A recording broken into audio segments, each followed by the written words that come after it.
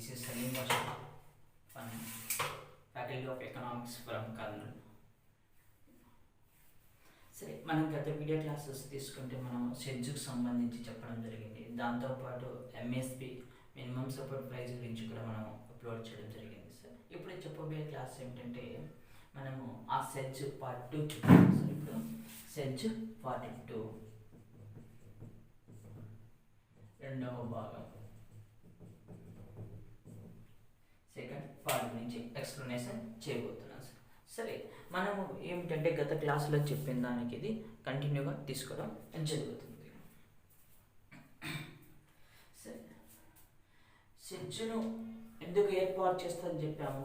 ఏదైనా సరే పూర్తిగా వెనుకబడిన ప్రాంతాన్ని, ఆర్థికంగా వెనుకబడిన ప్రాంతాలంటే భారతదేశం మొత్తం మీద తీసుకున్నప్పుడు భౌగోళికంగా వెనుకబడిన ప్రాంతాలను బేరీజ్ చేసుకొని ఆ భౌగోళికంగా వెనుకబడిన ప్రాంతాల్లో పరిశ్రమలు ఏర్పాటు చేసి ఆ ప్రాంతాన్ని ఆర్థికంగా పారిశ్రామికంగా అభివృద్ధి చేయటం తీసుకొచ్చిన కార్యక్రమాన్ని సెడ్జ్ అని పిలుస్తాం. దేని స్థానంలో సెడ్జ్లో తీసుకొచ్చారంటే ఎక్స్పోర్ట్ ప్రాసెసింగ్ జోన్ స్థానంలో తీసుకొని రావడం జరిగింది. సరే, సెడ్జ్ యొక్క లక్ష్యాల గురించి చెప్పాం. సెడ్జ్ని ఏ చట్టం ప్రకారం తీసుకొచ్చని చెప్పాం.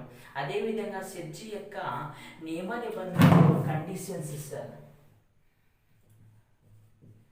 సెడ్జ్ యొక్క కండిషన్స్ లేదా నియమ నిబంధనలు ఏమిటి? నియమ నిబంధనలు సెడ్జ్ని ఏర్పాటు చేయటం విషయంలో సెడ్జ్ యాక్ట్ 2005 ప్రకారం ప్రభుత్వం కొన్ని నియమ నిబంధనలను ప్రతిపాదించడం జరిగింది. అవి ఏమిటి అనేది కావాలంటే మనకి ఇక్కడి నుంచి ఒక బిట్ అడుగుతూ వస్తాడు. చాలాసార్లు ఏమిటంటే సెడ్జ్ యాక్ట్ 2005 ప్రకారం ఒక సెడ్జ్ నందు ఒక విదేశీ కంపెనీ ఫారెన్ డైరెక్ట్ ఇన్వెస్ట్మెంట్ను 100కి ఎంత శాతం ఇన్వెస్ట్మెంట్ చేయవచ్చు అనే క్వశ్చన్ మనకు చాలాసార్లు అడిగే క్వశ్చన్ సార్. ఇది గ్రూప్ 2 స్థాయిలో అడిగేటువంటి క్వశ్చన్. ఒక సెడ్జ్ నందు ఒక విదేశీ కంపెనీ ఎంతవరకు ఇన్వెస్ట్మెంట్ చేయవచ్చు అంటే ఒక సెడ్జ్లో ఎఫ్డిఐ ఇన్వెస్ట్మెంట్ ఎంత అంటే ఎఫ్డిఐ యొక్క రేషియో వచ్చేసి ఎంత శాతం పెట్టవచ్చు అని తీసుకున్నప్పుడు 100కు 100% ఇన్వెస్ట్మెంట్ చేయవచ్చు సార్. 100కి 100% ఇన్వెస్ట్మెంట్ చేయొచ్చు. దీని ప్రకారము సెడ్జ్ యాక్ట్ 2005 ప్రకారము ఒక విదేశీ కంపెనీ మన దేశంలో గరిష్టంగా 100కి ఎంత శాతం ఇన్వెస్ట్మెంట్ చేయొచ్చు అంటే 100కి 100% ఇన్వెస్ట్మెంట్ చేయవచ్చు ఒక విదేశీ కంపెనీ మన దేశం నందు సార్. 100కి 100% ఇన్వెస్ట్మెంట్ చేయవచ్చు సార్. సరే, ఈ యొక్క సెడ్జ్ను ఏర్పాటు చేసే విషయంలో తీసుకున్నప్పుడు ఎఫ్డిఐ రేషియో అంటే ఇప్పుడు ఎగ్జాంపుల్ తీసుకుందాం. ఇక్కడ ఏంటంటే మనకు ఎగ్జాంపుల్ ఇక్కడ చైనా దేశానికి చెందినటువంటి ఆలీబాబా కంపెనీ వాడు ఇక్కడ ఏదైనా ఒక ఇన్వెస్ట్మెంట్ పెట్టాలనుకున్నప్పుడు వాడు ఎంతవరకు పెట్టవచ్చు అంటే ఎగ్జాంపుల్ తీసుకుని మనకి ఇక్కడ శ్రీ సిటీలోనే ఒక ఫ్యాక్టరీని ఏర్పాటు చేయడానికి ముందుకు వచ్చానుకో, అతడు ఇక్కడ ఇన్వెస్ట్మెంట్ ఎంత చేయవచ్చు అంటే 100కి 100% ఇన్వెస్ట్మెంట్ చేయవచ్చు. అదేవిధంగా సెడ్జ్ను ఏర్పాటు చేయడానికి ముందుకు వచ్చినటువంటి వ్యక్తులకు కానీ అది ప్రైవేట్ సెక్టార్లో కావచ్చు, ఫారెన్ సెక్టార్ కంపెనీస్ కావచ్చు, ఎవరైనా సరే సెడ్జ్ని ఏర్పాటు చేసే వాళ్ళకు అదేవిధంగా ట్యాక్స్ రేషియో బెనిఫిట్ కల్పించింది సార్.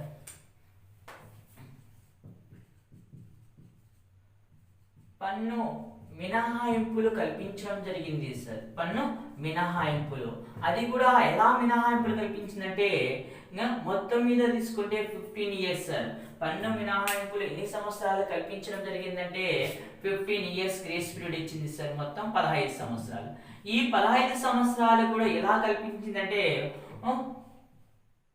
ఫస్ట్ 5 ఇయర్స్ మొదటి 5 సంవత్సరాలు, second 5 years, next third 5 years, ఇలా 3 విధాలుగా కల్పించడం జరిగింది. మొదటి 5 సంవత్సరాలు ఎంత ట్యాక్స్ రేషియో కల్పించడం జరిగిందంటే 100కి 100% సార్. 100కి 100% ట్యాక్స్ బెనిఫిట్ కల్పించడం జరిగింది సార్. 100కి 100% కల్పించడం జరిగింది. సెకండ్ 5 ఇయర్స్ వచ్చేసి 100కి 75% కల్పించడం జరిగింది సార్. థర్డ్ 5 ఇయర్స్ వచ్చేసి 100కి 50% కల్పించడం జరిగింది సార్. 100కి 50% కల్పించడం జరిగింది. పన్ను మినహాయింపులు ఇవ్వడం జరిగింది. ఆ పన్ను మినహాయింపులు ఎన్ని సంవత్సరాలు ఇచ్చారంటే మొత్తము 15 ఇయర్స్. ఆ 15 ఇయర్స్ ను 3 క్వార్టర్స్ గా డివైడ్ చేయడం జరిగింది. ఫస్ట్ 5 ఇయర్స్ వచ్చేసి నోటికి 100%, 100% మినహాయింపు ఇచ్చారు.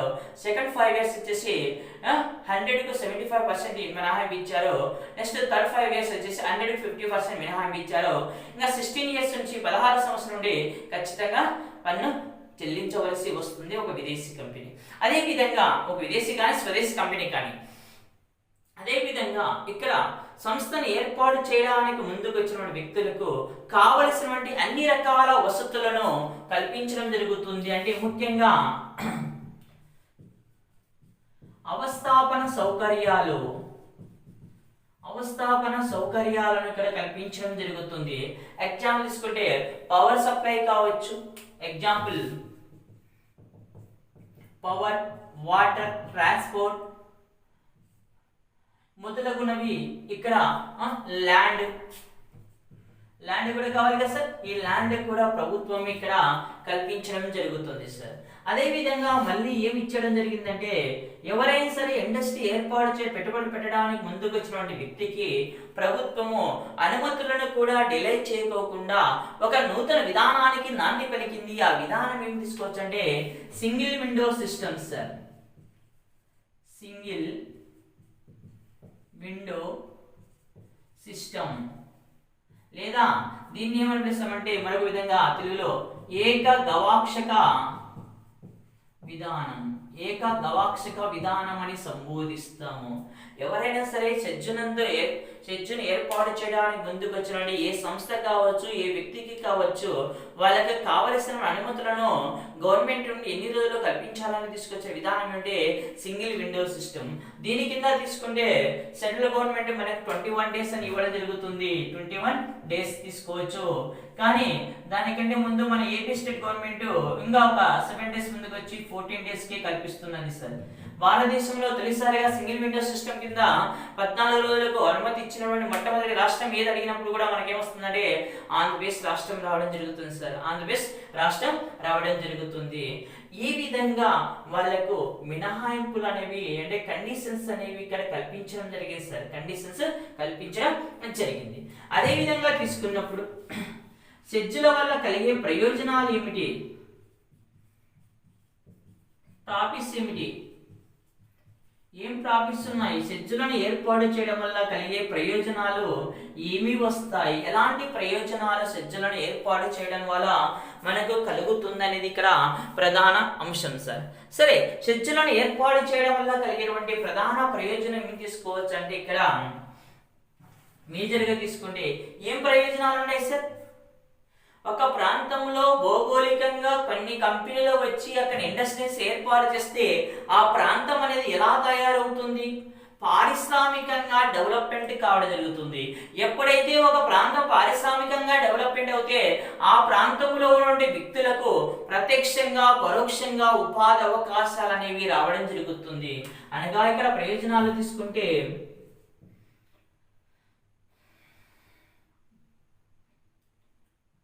అనేక మందికి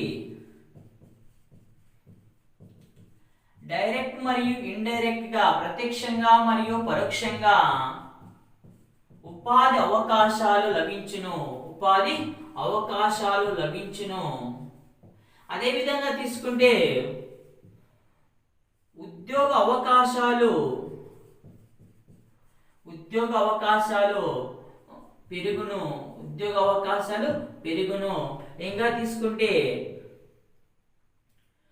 విదేశీ ప్రత్యక్ష పెట్టుబడులు వేగంగా విస్తరించును. అంటే విదేశీ ప్రత్యక్ష పెట్టుబడులు అనేవి మన దేశంలో వేగంగా విస్తరిస్తూ వస్తాయి. ఎగ్జాంపుల్ తీసుకుంటే ప్రస్తుత కాలంలో తీసుకున్నప్పుడు సౌత్ కొరియాకు చెందినటువంటి కియా కావచ్చు, అదేవిధంగా చైనా దేశానికి చెందినటువంటి ఆలీబాబా కంపెనీ కావచ్చు, జపాన్ దేశానికి చెందినటువంటి జైకా సంస్థ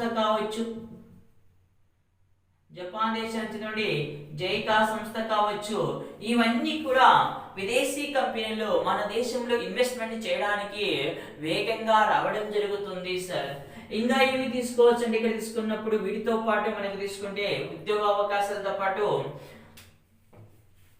అంతర్జాతీయ స్థాయిలో ఉన్నటువంటి నూతన టెక్నాలజీ విధానాన్ని కానీ ఇక్కడ అనగా న్యూ టెక్నాలజీ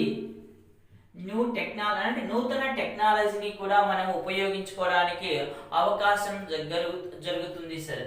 అదే విధంగా తీసుకున్నప్పుడు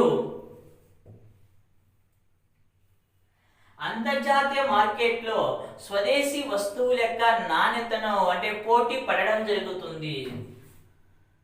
ఇంటర్నేషనల్ మార్కెట్లో భారతదేశం యొక్క వస్తువులు కమోడిటీస్ అనే వస్తువులు పోటీ పడడం జరుగుతుంది. పోటీ తత్వం ఏర్పడడం జరుగుతుంది. అంతర్జాతీయ మార్కెట్లో భారతీయ వస్తువులకు డిమాండ్ ఏర్పడడం జరుగుతుంది. వాటితో పాటు పోటీతత్వంలో నిలుచుకొని అనేక వస్తువులకు ఇక్కడ మనకు డిమాండ్ రావడం జరుగుతుంది. ఇంకా తీసుకుంటే సార్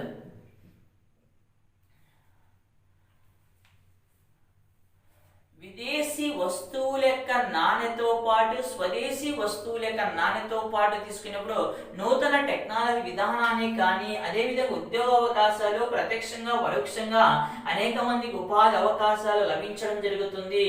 ఇలా తీసుకున్నప్పుడు అనేక రకాల ప్రయోజనాలు తీసుకోవచ్చు. ఇంకా తీసుకుంటే అవస్థాపన సౌకర్యాలు వేగంగా విస్తరించును. అవస్థాపన సౌకర్యాలు వేగంగా విస్తరించును. అవస్థాపన సౌకర్యాన్ని ఇంకా వేగంగా విస్తరించడం అనేది ట్రాన్స్పోర్ట్ సౌకర్యం కావచ్చు, అదే పవర్ సప్లై వాటర్ సప్లై కావచ్చు, ఇవన్నీ కూడా అతి వేగంగా విస్తరించడం జరుగుతుంది సార్. అతి వేగంగా విస్తరించడం జరుగుతుంది మన దేశంలో అతి వేగంగా విస్తరించడం జరుగుతుంది సార్. ఇంకా తీసుకున్నప్పుడు ఇంకా ప్రయోజనాలు తీసుకుంటే మనకు ఇంకేం వస్తాయంటే ఇక్కడ తీసుకున్నప్పుడు సార్ దీంతో పాటు ప్రయోజనాల్లో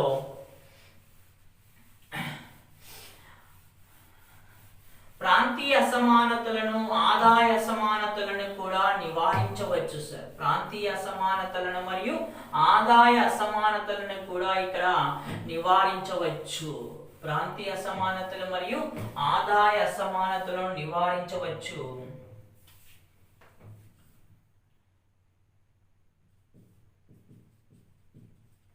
ప్రాంతీయ మరియు ఆదాయ అసమానతలు నివారించవచ్చు. ప్రాంతీయ ఆదాయ సమానతలు నివారించవచ్చును సార్. ప్రాంతీయ సమానత కొన్ని ప్రాంతాల బాగా అభివృద్ధి చెంది మరి కొన్ని ప్రాంతాలు వెనుకబడి ఉండడాన్ని ప్రాంతీయ అసమానతలను ఇస్తాము. దానికి ఎగ్జాంపుల్ తీసుకుంటే మన ఆంధ్రప్రదేశ్ రాష్ట్రంలో కోస్తా ఆంధ్ర బాగా డెవలప్మెంట్ చెంది రాయలసీమ వెనుకబడి ఉంట, లేదా రాయలసీమలో చిత్తూరు జిల్లా బాగా అభివృద్ధి చెంది మిగిలిన 3 జిల్లాలు వెనుకబడి ఉంట తీసుకోవడం జరుగుతుంది సార్. దీంతో పాటు తీసుకుంటే గ్రామీణ ప్రాంతాల నుండి పట్టణ ప్రాంతాలకు పోవచ్చున్నటువంటి వలసలను నివారించవచ్చు. అంటే ఇక్కడ వలసలను అనగా గ్రామీణ ప్రాంతాల నుంచి పట్టణాలకు వెళ్ళే వలసలను నివారించవచ్చు. గ్రామీణ ప్రాంతాల నుండి పట్టణ ప్రాంతాలకు వెళ్తున్న వలసలను, ఎందుకంటే గ్రామీణ ప్రాంతాల ఉపాధి అవకాశాలు అనేవి సన్నగిల్లడం వల్ల ముఖ్యంగా గ్రామీణ జనాభా అంతా కూడా దీనిపైన ఆధారపడి ఉంటుంది, అగ్రికల్చర్ సెక్టార్ పైన. కానీ అగ్రికల్చర్ సెక్టార్ కావాల్సిన ఉపాధి అవకాశాలు అనేవి సన్నగిల్లడం వల్ల ఆ ప్రాంతం నుండి అనేక మంది లేబర్స్ కావచ్చు, స్మాల్ ఫార్మర్స్ కావచ్చు, వీళ్ళందరూ కూడా గ్రామీణ ప్రాంతాల నుండి పట్టణ ప్రాంతాలకు ఉపాధి కొరకు వలసలు వెళ్ళడం జరుగుతుంది. ఆ వలసలు అనేవి వెళ్ళకుండా అక్కడే ఆ ప్రాంతంలో ఒక పరిశ్రమలు కల్పించడం వల్ల ఈ యొక్క వలసలను నివారించడం ఒక ప్రయోజనంగా తీసుకోవడం జరుగుతుంది. వచ్చు సార్. ఇంకా ఏమున్నాయి సార్ ఇక్కడ తీసుకున్నప్పుడు? ఇంకా తీసుకుని మరొక పాయింట్ తీసుకుంటే భారతదేశం నుండి విదేశాలకు వెళుతున్నటువంటి పట్టభద్రులను వీళ్ళని కూడా ఇక్కడ వెళ్లకుండా నివారించవచ్చు. ఎందుకంటే వాళ్ళకి కావలసినటువంటి ఉపాధి అవకాశాలు భారతదేశంలోనే కల్పించడం వల్ల విదేశాలకు వెళ్ళకోకుండా చేయడం జరుగుతుంది. అదేవిధంగా భారతదేశం నుండి అనేక మంది లేబర్స్ గల్ఫ్ కంట్రీస్, అరబ్ కంట్రీస్కి వెళ్తున్నారు. వాళ్ళని కూడా వలసలు వెళ్లకుండా నివారించవచ్చు. వాళ్ళని కూడా వలసలు వెళ్లకుండా ఇక్కడ నివారించవచ్చు సార్. ఇక్కడ నివారించవచ్చు. మొదలగు ప్రయోజనాలు కలవు సార్. మొదలగు ప్రయోజనాలు అనేవి కలవు sir. Okay sir, thank you sir, thank you. Next video క్లాస్లో తీసుకుంటే సెర్చ్ థర్డ్ పార్ట్ గురించి ఎక్స్ప్లెనేషన్ చేయబోతున్నాను సార్. థర్డ్ పార్ట్లో ఏమొస్తుందంటే డేటా రావడం జరుగుతుంది. ముఖ్యంగా భారతదేశంలో ఎన్ని సెర్చ్లు ఉన్నాయి, అత్యధిక సెర్చ్లు రాష్ట్రం ఏది, ఆంధ్రప్రదేశ్ రాష్ట్రంలో ఎన్ని సెర్చ్లు ఉన్నాయి, అదే గడిచిన లాస్ట్ 5 yearsలో భారతదేశం నుండి సెర్చ్ల ద్వారా ఎన్ని కోట్ల బిజినెస్ ఎక్స్పోర్ట్ కావడం జరిగింది అనేక విషయాల గురించి చెబుతాం. Thank you sir. Please subscribe my YouTube channel economics Saleem Pandyam sir. Thank you sir.